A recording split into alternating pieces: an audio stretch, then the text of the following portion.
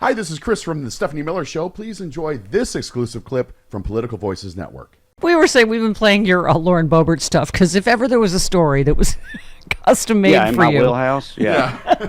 That's why I thought as soon as I saw it, I was like, oh, I got to do something with this. But I told you before we started, I made that pretty short. It was like Tuesday night when that happened to her, and I made that Wednesday morning, and all the details hadn't even come out yet. It was like even trashier than we knew because it's like, she's got her boobs out, giving hand jobs. I don't even know what I could say. Yeah, you could say hand jobs. Yeah, hand jobs. Yeah, just really, really trashing it up in there. Oh and my also, God. I guess that guy was that Democrat. guy's like a Democrat who owns a drag bar. Yes. Yeah. In Aspen. Yeah. You're just like, I'm out. I can't write this. Right.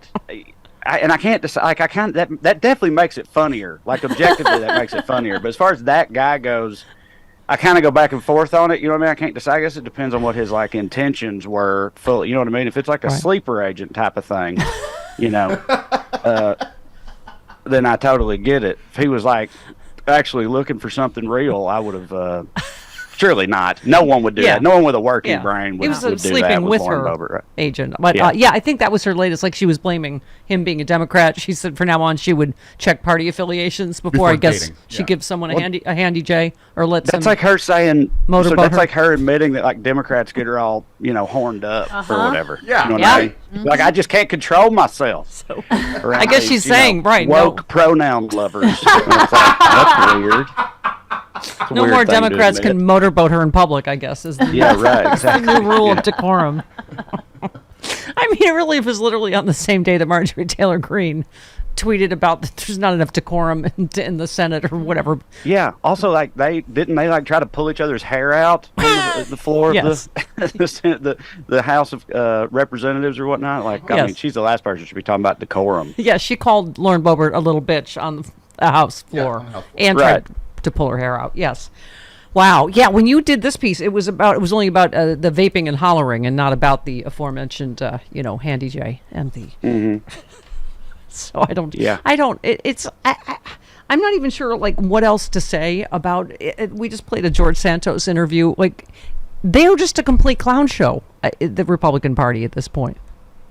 Yeah. I mean, I can't believe making Donald Trump their God Emperor led to those kinds of ramifications. I mean, it really did. I mean, that because he's got all these Trump everybody's got to out crazy each other to make a splash on the right, and then this is what you get. And then all any people that have any semblance of sanity left get picked off one by one for being. They eventually say something that makes a little too much sense or whatever, then get called rhinos and get ran out of the party or whatever, and they're all being held hostage by the crazy caucus. But it's what they deserve. I mean, it's frightening for everybody else, all the rest of us, but it's also kind of what they deserve. Yeah. Now, I didn't save all the trailer trash Republican women for you, but Sarah Huckabee Sanders is in the news as well. Okay. Governor of Arkansas is pushing to overhaul the state's expansive public records law. And at the same time, a lawsuit is pending against the state for allegedly withholding information related to her travel requested under the Arkansas Freedom of Information Act.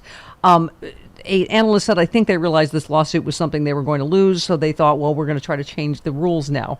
So it's just now they're trying to cover up their corruption, right? Like I don't even know what kind of her, taxpayer-funded travel is it all? Because presumably it's not all in trailer. I don't know, right. But you know what I mean. It's just this has become the entire party is just corruption, covering it up, and like in Texas, right? I was going to say, same kind of thing in Texas, but they do that type of thing. They'll as soon as they have the opportunity to change the laws to suit themselves better or to cover their own butts and whatnot. That's what they do. Or it's in Wisconsin, they elected a Democrat governor, but before the Democrat got in, the Republicans in the state house changed all the laws to neuter the powers of the office of the governor, that type of thing. They just do it out in the open, utterly shamelessly. And a lot of people in their base are for it. They tried the same thing in Ohio. They tried to make it to where, democracy meant less there. You needed more of a percentage to do anything. But the people on their base, I see them talk. They like support all that because they're like, well, we have to have that because if we didn't have that, we'd have tyranny of the majority, right? Yeah. And that's that's like they don't the phrase believe they've come up with. Yeah. For they don't believe they now. don't believe in democracy, Trae. That's Yeah, it. right. That's what we were saying. Speaking of Wisconsin, this liberal judge wins in a landslide, and they're like, no, we don't. We're just going to impeach her. Right. She hasn't even ruled on anything yet. I mean, it's right. And it's like, or all the abortion votes and all this stuff. It's like so many things where it's clear where the will of the people stand, and then they're like, well, okay, but the people are stupid, so we're going to need some better laws that, do the good Christian thing, regardless of what, the will of the people is. Yeah. And then others support that with a straight face and act like it's not anti-democratic. It's a weird time to be alive. You got to tell us about your new book that comes out today because we've been playing like Good Liars. We just had Jason Selvig on, and these people interview the MAGAs outside the MAGA rallies, and it makes you just want to. I don't know when you see the level of stupidity and delusion we're up against, but you have to hope that is a small percentage. But this is. So you just mentioned common ground. I mean, obviously, as you say, you're a comedian, Trae, but is there common ground we're ever going to find? Or, the things that we see MAGA people saying all the time that are just completely delusional, are we ever going to have a common set of facts? I mean, I feel like one of the things that's so great about you is, you have this accent, but the things coming out of your mouth are such a disconnect, you know what I mean? They're all the things that what they call coastal elites say.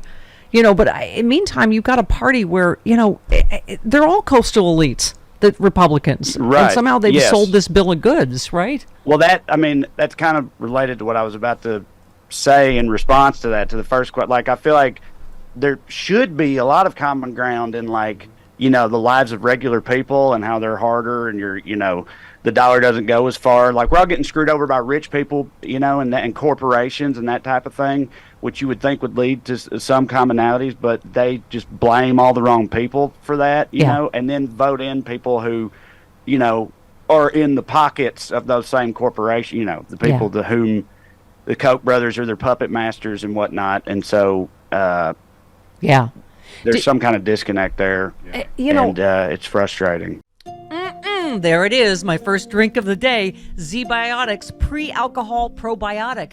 Many of you know my story. I stopped drinking wine for 3 years during COVID, during the lockdown as part of a health reset. Now I drink wine in moderation, but this is an amazing new product. I've always believed in probiotics. And Z-Biotics, check this out. You drink just one of these. It's the world's first genetically engineered probiotic. It was invented by PhD scientists to tackle rough mornings after drinking. I am using this and I feel great in the morning. I don't have to worry if I have an extra glass of wine, I still feel great in the morning. Here's how it works. When you drink, alcohol gets converted into a toxic byproduct in the gut.